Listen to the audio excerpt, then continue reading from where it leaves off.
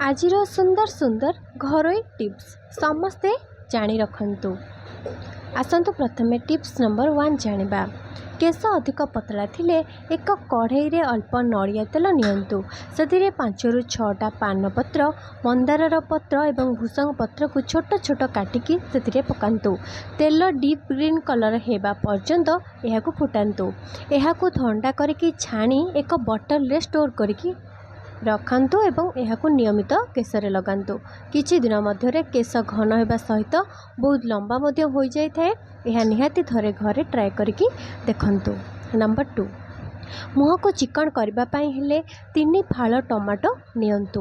गोटिए tomato फाळ रे प्रथमे चीनी लगेकी मुहरे घसंतु। 10 मिनिट स्मूथली घसंतु। परे टमाटो रे महू अल्प पकई अन्य एक टमाटो फाळ रे महू मिसई चेहरा रे लगांतु एवं शेष रे टमाटो रे हलदी मिसई चेहरा रे 15 मिनिट पर्यंत मसाज करके मुह को ठंडा पानी रे बा नॉर्मल पानी रे धोई दियंतु। देखिबे मुह पूरा चिकन देखा जिवो। थरे ट्राए करंतु, निहाती आपण माने जानि परिबे आपणकर मुह केते चिकन देखा जाउची। नंबर 3, केस कम बयसरू पाची जाउथिले अल्प नड़िया कता नियंतु। सेथिरे 4 ରୁ 5टा आलमंड पकांतु एवं 2टी कर्पूर को एहाकु भल भाबरे सब मिसई की जळे दियंतु। एहार पाउंस को चालुन रे चलेई सेथिरे अल्प नड़िया तेल मिसई चुटी रे लगांतु। देखिबे चुटी अंधार ठारू मध्य अधिक कला मसमस रंग होई थाए। नंबर 4, सकाळ जलखिया बेसनर चिला प्रस्तुत करके खांतु। यह शरीर पर अधिक हेल्दी होई थाए। बेसन रे अल्प गाजर, पियाज, शिमला लंका, कंचा लंका, टमाटो, धनिया पत्र, लुण को भल भाव गोलैकी तावारे चिला प्रस्तुत करी आपण माने तेल किंबा बटर रे एही चिला को प्रस्तुत करके खांतु। देखिबे खाइबा को स्वादिष्ट हेबा सहित शरीर पर यह बहुत हेल्दी होई थाए। नंबर 5, गाल भीतर को पशि जाइथिले बा टाकरा गाल हो जाइथिले प्रतिदिन गाय क्षीर रे गुजराती मिसाई उषुम उषुम पीबा आरंभ कर दियंतु। कम दिन रे गाल गोल गोल देखा जाय थाए। नंबर 6, हाड़ को बुढ़ा हेबा पर्यंत मजबूत रखिबा पई हेले सकाळु एक गिनारे बूट भजा नियंतु। सेथिरे पियाज, कंचा लंका, टमाटो, चाट मसला, धनिया पत्र एवं अल्प लेंबू टिके लुण एसबू पकई लेंबूर रस पकई देकी एहाकू भल भाव मिक्स कर दियंतु। ध्यान देबे एसबू आपण माने जहाँ भी किसी आवश्यक जिनस यूज करेंगे पियाज हला, कंचा लंका, टमाटो एसबू को पूरा चुन चुन काटिकी व्यवहार करेंगे। तो एसबू को भल भाव मिसई सारा पर सकाळु सकाळु खाइबा आपण माने आरंभ कर दियंतु। देखिबे बुढ़ा हेबा पर्यंत मध्य हाड़ पूरा मजबूत रहिबो, जमा भी दुर्बल आपण अनुभव भी करें नहीं। नंबर 7, सकाळ प्रतिदिन 30 मिनिट चलिबार अभ्यास करंतु। एमिति कले मांसपेशी दृढ़ होता है। शरीर रे रक्त चलाचल ठीक रे हेबा सहित पेटर चर्बी कम होता है। एपर्यंत जो मैंने भिडियोटी देखिले जदि भिडियो किसी शिखा पाउछंती निहाती भिडियो को गोटे लाइक सांग माने कर दियंतु।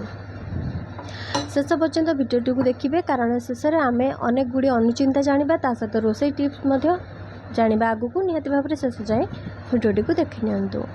नंबर 8, सुना अलंकार को सफा करने गरम पानी रे अल्प वाशिंग पाउडर आउ टिके अल्प हलदी पकईकी यहाँ फुटातु। एथिरे अलंकार पकईकी 30 मिनिट पर भल पानी रे भल भाव धोई दियंतु। देखिए सुना अलंकार एकदम चकचक होता है। नंबर 9, प्रतिदिन फ्रेश फल जूस पीवा द्वारा मुह ग्लो करे। जदि डालिंब जूस किंबा गाजर जूस पीबे तेबे यह मुह को अधिक ग्लो करिबारे सहायता करे।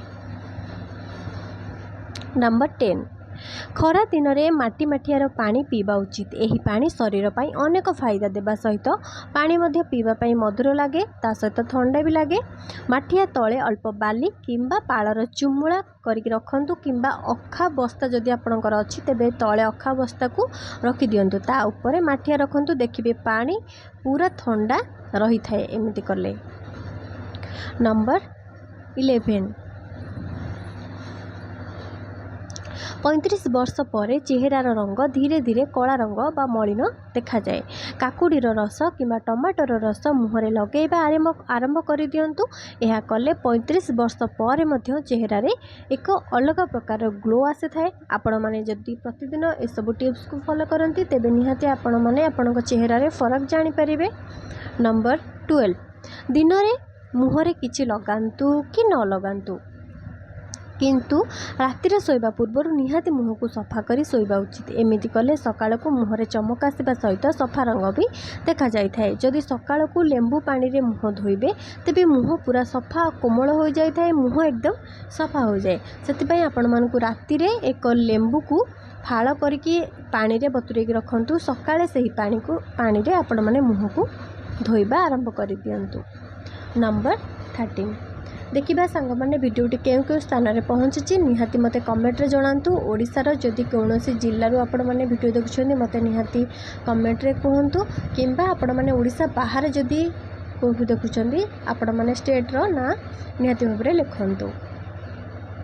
ନମ୍ବର 13, ଓଠ କଳା ରଙ୍ଗ ପଡ଼ିଥିଲେ ଓଠରେ ପ୍ରତିଦିନ ବିଟ୍ର ରସ ଲଗାନ୍ତୁ। ଏମିତି କରିବା ଦ୍ୱାରା ଧୀରେ ଧୀରେ ଓଠ ଗୋଲାପୀ ରଙ୍ଗ ଦେଖାଯାଇଥାଏ। ନମ୍ବର 14, 2 ପ୍ରହରର ଖାଇବା ସମୟରେ ନିହାତି ଗୋଟିଏ ଗିନା ସାଲାଡ଼ ଖାଆନ୍ତୁ। ଏହାଦ୍ୱାରା ହଜମ ଶକ୍ତି ବଢ଼ିଥାଏ ଏବଂ ଶରୀରର ମୋଟାପାକୁ କମ୍ କରିବାରେ ଏହା ବହୁତ ସାହାଯ୍ୟ କରିଥାଏ। ନମ୍ବର 15, ଭୁଲି ଯାଇଥିବା କଥାକୁ ଆଖି ବନ୍ଦ କରି ମନେ ପକାଇବା ଦ୍ୱାରା କଥା ମନେ ପଡ଼ିଥାଏ। ରାତିରେ 2ରୁ 3ଟି ଆଲମଣ୍ଡକୁ ଭିଜେଇ ସକାଳୁ ଏହାର ଚୋପାକୁ ବାହାର କରି ଖାଆନ୍ତୁ। ଏହା କଲେ ସ୍ମରଣ ଶକ୍ତି ବଢ଼ିଥାଏ। ଆପଣମାନେ ଯାହା ବି ପାଠ ପଢ଼ିବେ ନିହାତି ଭାବରେ ସେସବୁ ସହଜରେ ମନେ ରହିଯାଏ। ନମ୍ବର 16, ଏବେ ଆସନ୍ତୁ ବଢ଼ିଆ ବଢ଼ିଆ ଅନୁଚିନ୍ତା ଗୁଡ଼ିକ ଜାଣିବା ଏବଂ ଶେଷ ଯାଏଁ ଦେଖନ୍ତୁ। ଆପଣମାନେ ରୋଷେଇ ଟିପ୍ସ ମଧ୍ୟ ଏଥିରୁ ଶିଖିପାରିବେ। ତ ଜାଣିବା ଟିପ୍ସ ନମ୍ବର ବା ଅନୁଚିନ୍ତା ବିଷୟରେ ଜାଣିବା। ନମ୍ବର 16, ପଇସା ସବୁ ଖର୍ଚ୍ଚ ହୋଇଯାଉଥିଲେ ଏକ ପିତ୍ତଳ କଳସରେ ଖୁଚୁରା ପଇସା ପୂର୍ଣ୍ଣ କରିକି ଟଙ୍କିକିଆ 2 ଟଙ୍କିଆ 5 ଟଙ୍କିଆ କଏନ୍ ବା 10 ଟଙ୍କିଆ କଏନ୍ ଯାହା ବି କିଛି ଆପଣମାନଙ୍କ ପାଖରେ କଏନ୍ ରହିଛି, ଖୁଚୁରା ପଇସା ରହିଛି, ତାକୁ ସେଇ କଳସରେ ଫୁଲ୍ କରିକି ରଖନ୍ତୁ। ଏକ ଛୋଟ କଳସ ଆଣିବେ ପିତ୍ତଳର, ତାକୁ ସେଇଥିରେ ପୂର୍ଣ୍ଣ କରିକି ରଖିଦିଅନ୍ତୁ। ପ୍ରଥମେ ଭଲ ଭାବରେ କଏନ୍କୁ ଧୋଇକି ତାକୁ ଗଙ୍ଗା ଜଳରେ ଆପଣମାନେ ଧୋଇଦେବେ। ତାପରେ କଳସରେ ପଇସାକୁ ରଖିବେ। ତାପରେ ସେଥିରେ ଲାଲ ରଙ୍ଗର ଏକ କପଡ଼ା ଘୋଡ଼େଇକି ରଖିଦେବେ ଏବଂ ସେଥିରେ ପ୍ରତିଦିନ ଧୂପ ଦେବେ। ଫୁଲ ଏବଂ ସିନ୍ଦୁର ଚନ୍ଦନ ଦେଇକି ସବୁବେଳେ ପୂଜା କରନ୍ତୁ। ଦେଖିବେ କିଛି ଦିନ ମଧ୍ୟରେ ଘରକୁ ପଇସା ଆସିବା ସହିତ ଧନ ସଞ୍ଚୟ ହୋଇଥାଏ। ଏହାର କାରଣ ହେଉଛି ଘରେ ମା ଲକ୍ଷ୍ମୀ ବାସ କରିଥାନ୍ତି ଏବଂ ଏସବୁ କଲେ ଘରୁ ନକାରାତ୍ମକ ଶକ୍ତି ଦୂରେଇ ଥାଏ। ସେଥିପାଇଁ ଘରେ ଧନ ଧୀରେ ଧୀରେ ସଞ୍ଚୟ ହେବାକୁ ଲାଗିଥାଏ। ଥରେ କରିକି ଟ୍ରାଏ କରନ୍ତୁ।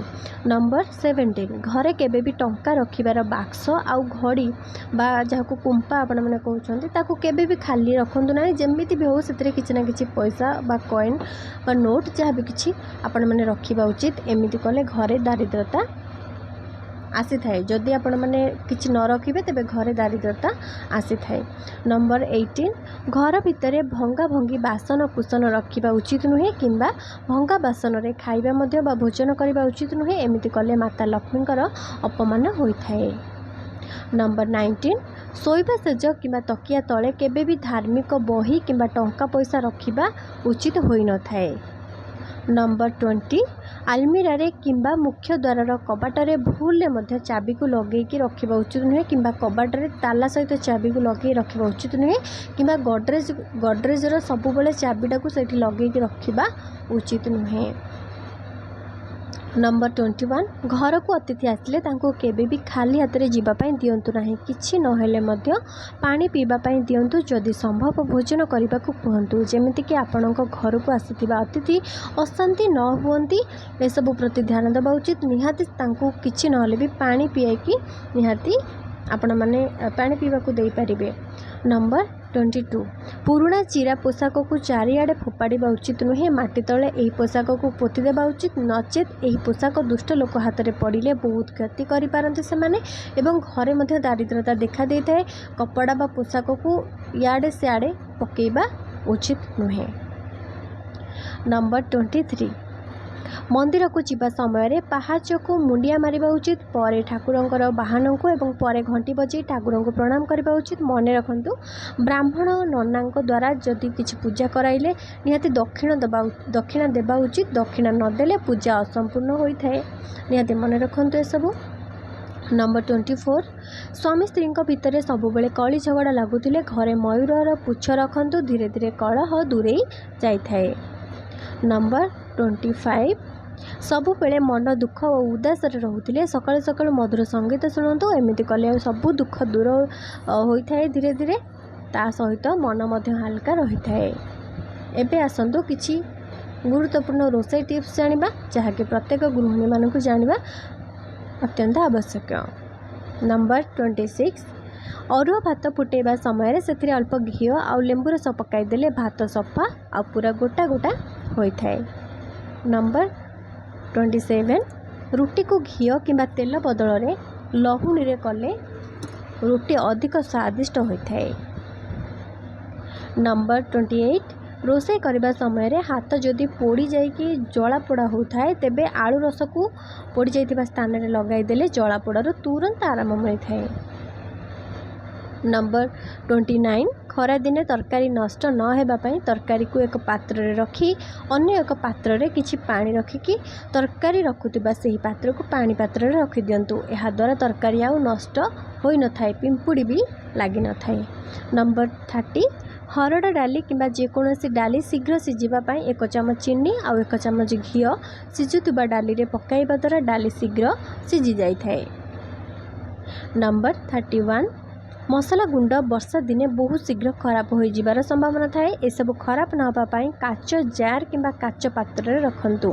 मसला सबू अधिक दिन पर्यंत सुरक्षित हो रही थाए। अंडा को फ्रिज रे 1 सप्ताह पर्यंत सुरक्षित करी रखा जाई पारे। जदि अधिक दिन पर्यंत स्टोर करी रखिकी खाइले तेबे एहार गुण सबू नष्ट हो जाए। किचेन टावल किंबा किचेन कपड़ा रे तेल लगिकी मैला होइतिले सही कपड़ा को पानी सहित डिटर्जेंट मिसाई बा वाशिंग पाउडर मिसाई 15 मिनट लो फ्लेम रे फुटाई धोईदेले कपड़ा पूरा परिष्कार आउ सफा हो जाए। तेल दाग मध्य छाड़ी जाए। जदि तरकारी रे अधिक लुण हो जाए ताहले तरकारी किछि अटा गुला पकाई दियंतु एवं किछि समय पर काढ़ी दियंतु। अटा गुला सबू लुण को भिड़ी दे नहीं जाए। आउ गोटे उपाय है किछि सिझा आलू तरकारी रे पकाई दियंतु देखिबे तरकारी आ लुणिया लागी न थाए। नंबर 35 मेडिसिन रखुवा डबारे प्रथमे किछि तुला रखी दियंतु। मेडिसिन रखी सारिबा परे ता ऊपर आउ किछि तुला रखंतु। देखिबे वर्षा दिन रे मेडिसिन नरम होई न थाए कि गुंड मध्य हेबो नाही ता सहित खराब मध्य हेबो नाही। सुरक्षित रहिबा पई रोषे सारिबा परे गैस चूल्हा ऑफ करी गैस सिलिंडर रेगुलेटर को मध्य ऑफ करी रखिबा उचित। एहा द्वारा गैस लीकेज रो समस्या रही न थाए। फ्रिज रो दुर्गंध को मुक्त करिबा पई सेथिरे 2 ରୁ 4टी लेंबू खंड करिके रखि दियंतु। देखिबे फ्रिज रू आउ दुर्गंध बाहरिबो नाही। डाली डबारे किछि सुखिला लाल लंका पकाई देले डाली रे पोक लागी न थाए एवं डाली अधिक दिन पर्यंत सुरक्षित होई रही थाए। गैस चूल्हार बर्नल को सफा करने हल्का गरम पानी रे अल्प विनेगार एवं इनो पकाई बर्नल को 20 मिनट पर्यंत रखिकी धोई दियंतु। देखिबे बर्नल पूरा सफा हो जाए। मांडिया गहम खीरी चाउ किंबा चाउल खीरी करने समय गुड़ प्रथम पकातु ना। गुड़ प्रथम पकाइले खीरी भल भाव सिझु न थाए। खीरी हो सारिबा पई टिके समय पूर्व आपण माने गुड़ पकाई पारिबे। गैस चूल्हार बर्नल को सफा करने हल्का गरम पानी रे अल्प विनेगार एवं इनो पकाई बर्नल को 20 मिनट पर्यंत रखी धोई दियंतु। देखिए बर्नल पूरा सफा हो जिवो। सॉरी सांग माने एटा रिपीट हो जाइछि क्षमा कर देबे। आशा करुच्ची भिडियोटी आपण मानकु बहुत भल लगी जो मानक भी भिडियोटी भल लगी किसी शिखा भिडियो पाई निहाती भिडियो को गोटे लाइक करूँ सांग मानक भिडियोटी शेयर करूँ एवं कमेंट समस्ते जय जगन्नाथ बोली लिखुँ। जदि एमती शिक्षण भिडियो पाइबा चाहूँगी ताले निहाती चैनल को सब्सक्राइब करके रखुँ। पाखरे थिबा बेल आइकन को प्रेस कर दियंतु। जय जगन्नाथ। धन्यवाद।